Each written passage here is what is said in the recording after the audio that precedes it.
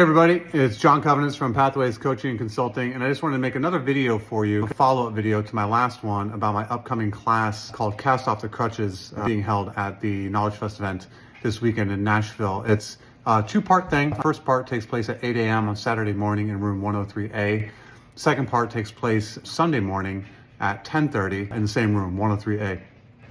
And the reason why I wanted to make this video is a follow-up to the last one. And the last one was telling you all about what to expect in the first part. It's about my story, about the things that I've changed in my own life, and sharing the tools with you that I used to make those changes, and the way that making those changes in my personal life affected my professional life and all that kind of good stuff. And I talked about the second part, the workshop, and the purpose of that, how you get the opportunity to sit in this classroom with a group of your peers and work together or work solo, however you choose to do it, to really identify and create a plan for how you're going to overcome whatever habit or behavior it is that you feel is holding you back in your life. And near the end of that video, I talked a lot about the first, I believe it was 5 steps on the worksheet that I'm going to share with you.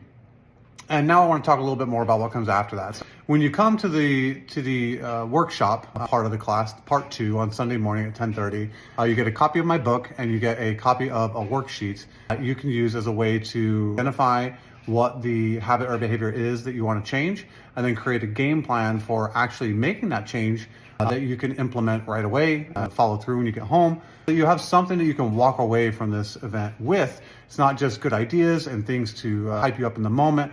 It's something that you can use as you go on from the show. And so what I want to talk to you a little bit about in this particular video is some of the rest of the steps that you're going to go through in the worksheet. The first video that I just shared a couple of days ago is all about getting a lot of depth and a lot of clarity and a lot of meat on the bone of the ways that this particular habit or behavior that you're dealing with is causing problems in your life, basically giving you a lot of reason for why you should want to change it, right? And what comes after that is a whole lot of polarity creation. So the very first step in the second part of it is how much better could your life get if you got a handle on this problem. The whole first 5 steps are all about really getting a lot of depth to why this is a problem for you and the problems that it's creating for you in your life, what it's cost you, how much worse things could get if you don't change it. And it's all really heavy, right? For a reason. It needs to be. We need to create that depth and that weight. It's a negative force for you to push against. And now what we do after that, after those first 5 steps, is we create the positive polarity to pull you away, to pull you toward the positive and away from the negative. So it starts with identifying how much better could your life get if you got a handle on this, right? So now you got a good idea of how much worse it could get. Now let's talk about how much better it can get. Let's get some positivity going. Let's talk about the ways that your life could improve. It's very important to do. But then even beyond that, what I really like about the rest of the steps in this program is that it talks a lot about creating tools for yourself. Because it's easy to get really excited and say, oh yeah, it'd be really great if I did this or I did that, or if I stopped doing this or if I stopped doing that. But a lot of times when life gets real and things come up, it's hard to stick to it.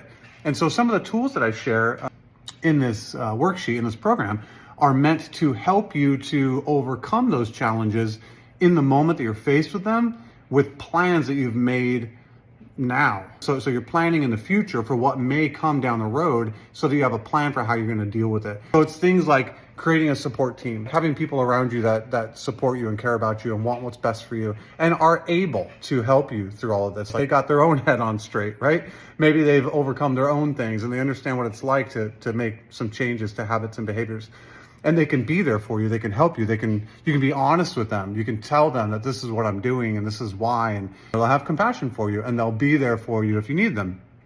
But another really big thing is creating boundaries and substitutions. So it's all about identifying and being real with yourself that at some point down the road, you are going to encounter some kind of situation that's probably going to trigger you into wanting to do that same old behavior that you're trying to change. And so the best way around that is to plan ahead of time for what you're going to do instead. Because real change is just all about making a different decision the next time you're in the same situation. So if you can plan ahead and have a good game plan going for what you're going to do differently the next time you're in that situation, it won't blindside you.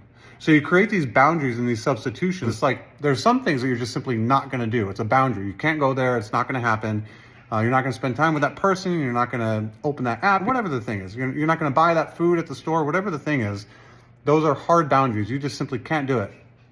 Other ones are substitutions. They're things that you can mindfully choose to do the next time that you're in that stressful situation, let's say, instead of what you would normally do. Normally, if you would get really stressed out and you go smoke a cigarette, you can mindfully choose that the next time that I do that, I'm gonna go for a walk around the building. We've all heard things like that, or I'm gonna have a conversation with someone that I care about, or I'm gonna do a crossword puzzle, whatever your thing is that you come up with that is meaningful and doable for you. It's about setting the intention ahead of time so you have the tools in place before you come across that very difficult moment that tests you. I'm really looking forward to sharing all of these steps with you guys, the previous 5 and the ones that come after it, sharing my book with you and sharing just some time with you guys to help you to identify whatever it is that's holding you back in your personal and your professional life and helping you to make those changes so that you can get to where you want to go from where you are now.